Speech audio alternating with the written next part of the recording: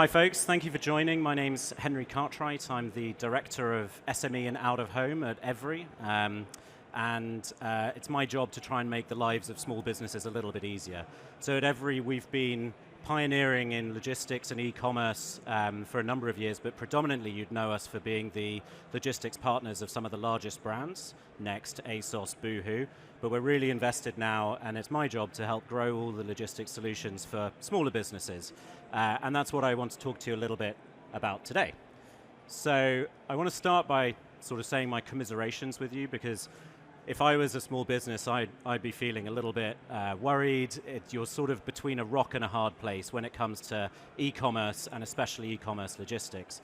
And I want to explain a little bit why I think that. For me, the rock is how consumer expectations are evolving dramatically and continue to evolve and aren't being set by you. You're sort of on the receiving end of how every consumer expectation develops. And the hard place is how some of those biggest retailers and marketplaces just continuously shift the goalposts, and you have to go along for the ride and stay up to stay relevant and just continue. So on the consumer expectation side, the sort of potted history of the UK e-commerce logistics market is 20 years ago, you'd be able to get a paid for 2 to 3 day delivery. Then that became free. Then it became a next day paid for. Then that became free. Then fast got faster with later cutoff times, and then it became really feature rich. And all of this was driven by the largest retailers.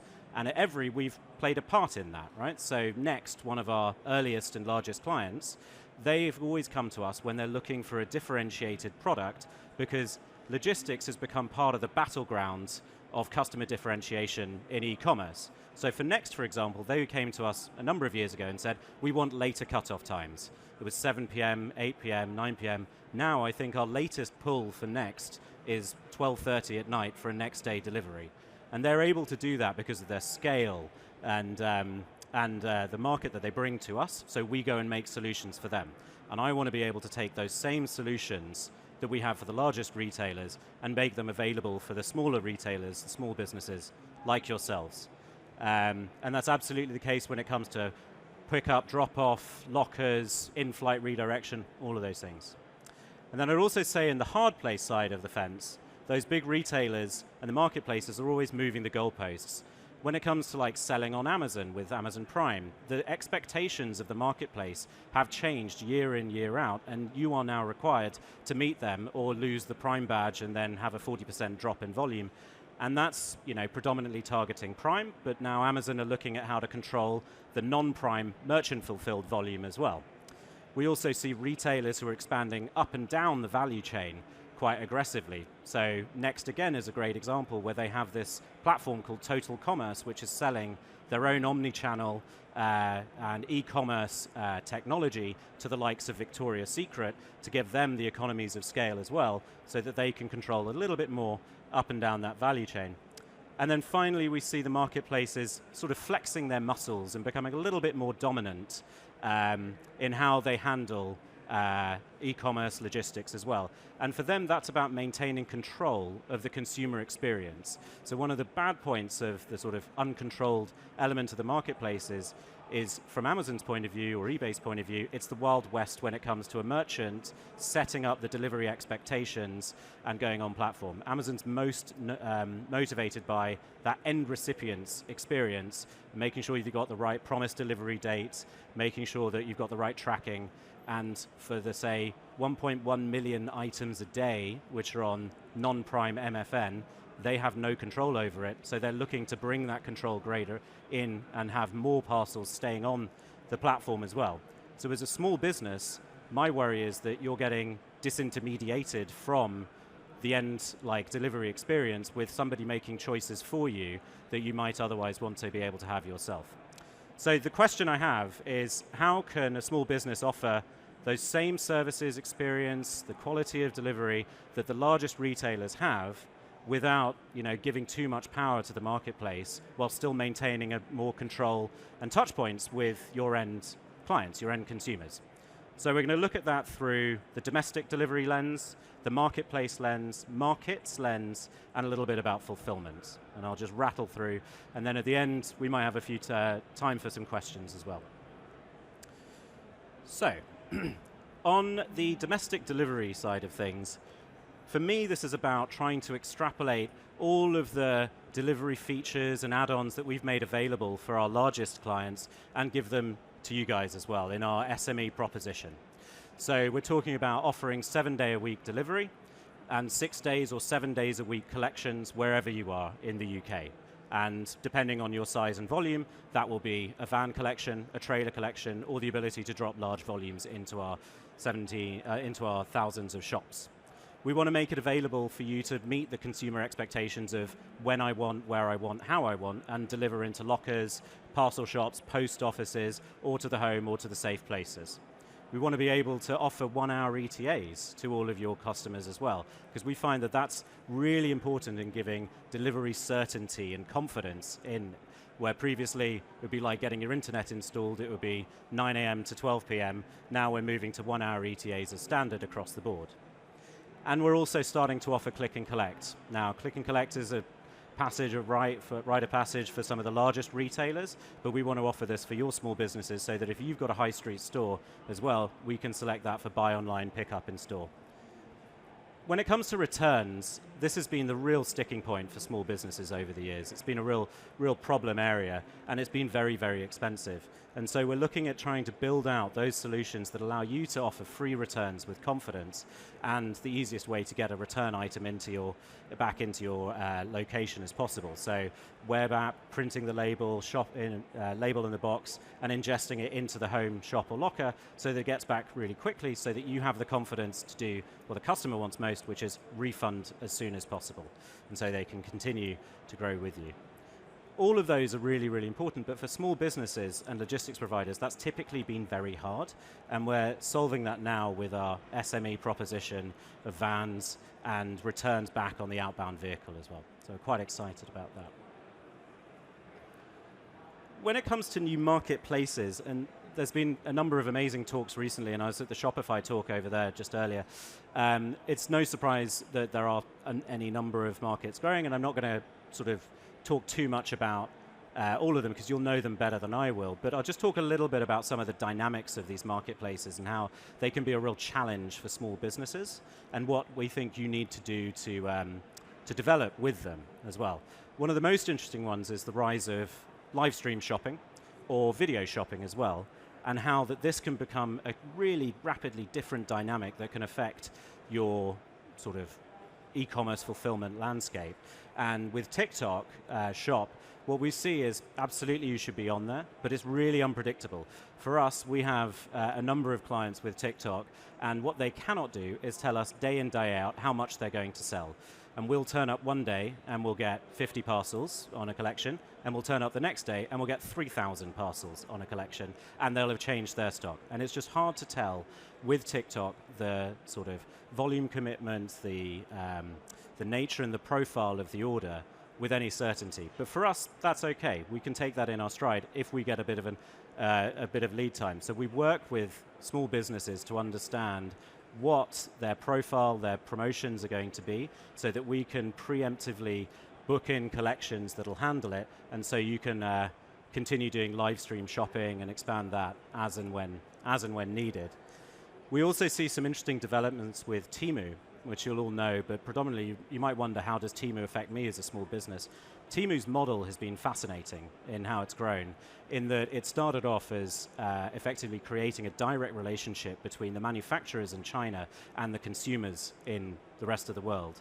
And that's been very successful, but the one thing Temu hasn't been able to do is to be able to have faster delivery times. You might order something on Temu, it's like going to Vegas, you're playing the slots, but you might never receive it, or you might receive it like 2 to 3 weeks later and forgot what you ordered. So what Temu is now doing is pre-staging inventory in the UK in their own fulfillment sites and launching their own SME marketplace as well, bringing some of that Chinese manufactured product into the UK as well, which is a very interesting dynamic and development. What we don't know is how much they're willing to open it up to UK retailers to take part in that marketplace as well, but they are very keen on growing that. And I'll just talk quickly about Roblox. We've got a very interesting partnership now with Shopify. If people don't know Roblox, it's actually an online immersive content gaming platform, which is used by about 80 million predominantly children each day. And Shopify have integrated with Roblox to allow a sort of commerce platform to target these newest generation of shoppers in the space that they hang out and the games that they play. And we don't know what that's going to mean, but it's this example of, brands like Shopify, integrators like them, who are able to sort of access the new marketplace and create like a new dynamic for consumers to be a part of. So I don't know if you ever thought that you'd need to start developing video games in Roblox, but maybe that's the next stage. And when it comes to some of these marketplaces, their requirements are getting more and more tricky. So we can be on the receiving end of this as well as Evri, where we're looking at seller fulfilled prime and metrics like DEA or CDP, where they're saying what's the end-to-end performance, and Amazon measuring us from like really aggressively all of the track points all the way through, and measuring the retailers on their on-time dispatch and things like that. And it's like on the carrier to be able to have the right setup, to be able to give you the confidence to ship with us so that we're not going to accidentally get rid of your Prime badge and then result in you being delisted or padded and not getting the shoppers. And Amazon keep pushing us for later and later cutoff times at the moment, and that we think hits you as well. So right now, for a seller fulfilled Prime with Evri, it's a 3:30 order cutoff time earliest for a 4:30 pickup for Evri, but we can offer it as late as midnight, past midnight as well for some of these clients as well who need it. And the danger of us doing that with Amazon is they keep expecting us to go later and later and make 7 p.m. as standard for next day. And one of the things I hear the most from small businesses is how Amazon keep flexing their muscles and saying, if you want to participate in the Prime Day coming up again, you need to discount your products by 30% or more or so. And that just wipes out margin. But what we do see is when Amazon Prime Day comes along, everybody gets an uplift because there's just more people on the platform.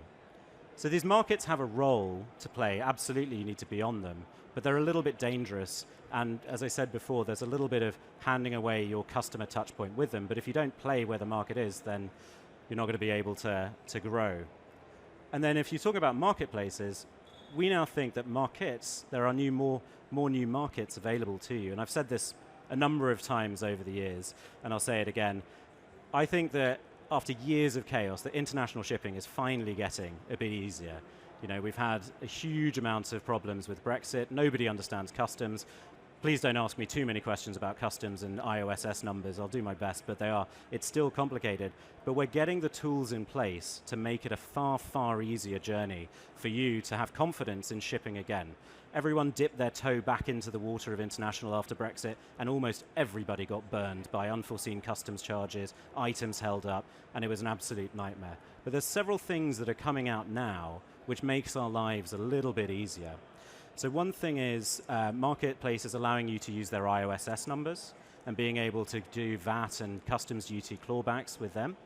And another thing is some of the products like DDU to DDP conversions that make some of the problems in international a bit easier. So we have a product within Evri where we will take an e-commerce order that we'll receive, and it'll be delivery duty unpaid for a small business, and we will make outreach to that end recipient to say, hey, we've got your order, it's in our international fulfillment center in Basildon, and you will have customs charges to pay when it arrives. Would you like to prepay those customs charges so we can release it, and we'll convert it from a delivery duty unpaid product to a delivery duty paid product, and you as a retailer will know that that item will get through customs and have the payment already and get to that end recipient. And we'll give them 1, 2, 3 chances to pay it after contacting that end recipient. And if they don't, well, that item's never left the UK, so you don't have to do customs clawback, and we'll return it back to you in a couple of days. And that's the sort of like attempt to demystify the customs landscape, an issue that we're trying to solve here to make your lives easier and have you be able to send internationally with a little more confidence. And one thing that was announced just the other day, which I found really exciting, is Amazon have launched something called Export Central. And Export Central, we're still finding out a little bit more about it, It's pretty fascinating, but what it sounds like is that if you're in any one of the 9 major Amazon marketplaces, with 3 clicks on Amazon's buy shipping platform, you can list all of your stock in 39 countries for purchase without you having to spend too much time and effort in individually listing and satisfying strange international listing requirements. And then it pulls in your negotiated carrier rates with Evri so that you can ship with confidence. And in the next 2 weeks, Amazon and Evri are launching integrated international deliveries on buy shipping. So you'll be able to purchase an Amazon Evri international label through the buy shipping platform, which will automatically feed in the customs processes, pull in the IOSS number, pull in all of the international tracking, and make that journey a little bit better. Because there's maybe 39 million Amazon international outbound parcels from the UK. It's all the largest retailers selling on there. It's very fewer SMEs. And we want to try and open that up to small businesses because you're just missing out on hundreds of millions of people across Europe. And then added to this, were you to partner with us and put your stock in one of our Netherlands fulfillment sites, then you'd be able to access the Amazon Prime marketplace in Germany, Netherlands, France for a 1 to 2 day shipping, all through Seller Fulfill Prime there. So we think that finally we're getting to a good point after years of chaos with international, and we'd love to give it a try again. And it's really important that you are able to do so with a bit of confidence. And we have what is it, 220 odd, 200 countries which we've integrated with through a very, very simple integration with Amazon and with Evri Direct. And then very quickly, I want to talk about some of the fulfillment partnerships that we have.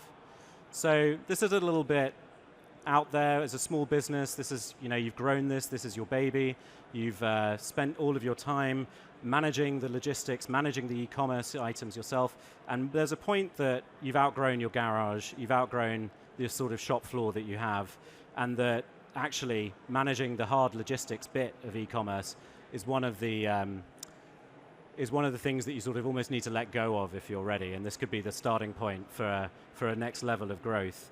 And we at Evri would say that we're a safe pair of hands to receive that, because we have integrated our fulfillment house directly into our network so that you can actually benefit, and this is how you benefit, of the major retailer propositions. For example, we have the latest order cutoffs. We reserve the 11:30 p.m. pull from our fulfillment house into our Rugby hub from our fulfillment house so that you can have the next day cutoff as late as possible. Added to that, we've got plug and play across 80 channels. We sell you branded packaging, so no rolling objects on our sorters. And we've got a very compelling proposition for Prime, for eBay managed platform, for TikTok Shop. It all integrates in. So what we've been attempting to do at Evri is to develop these products and services for the largest shippers, and then to allow the smaller shippers like yourselves, small businesses, to piggyback off the back of these so that you can gain the benefit of their investments in these new products and services and have a differentiated proposition compared to other small businesses, which allows you to offer faster cutoff, faster delivery times, later cutoffs, in-flight delivery preferences, all of the works across the e-commerce marketplaces and wherever you might wish to sell.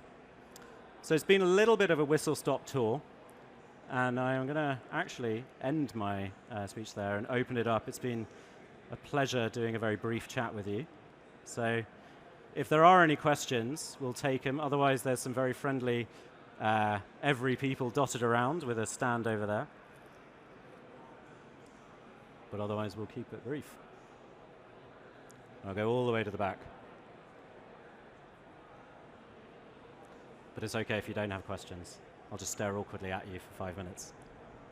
Oh, yeah. All right. Thank you very much.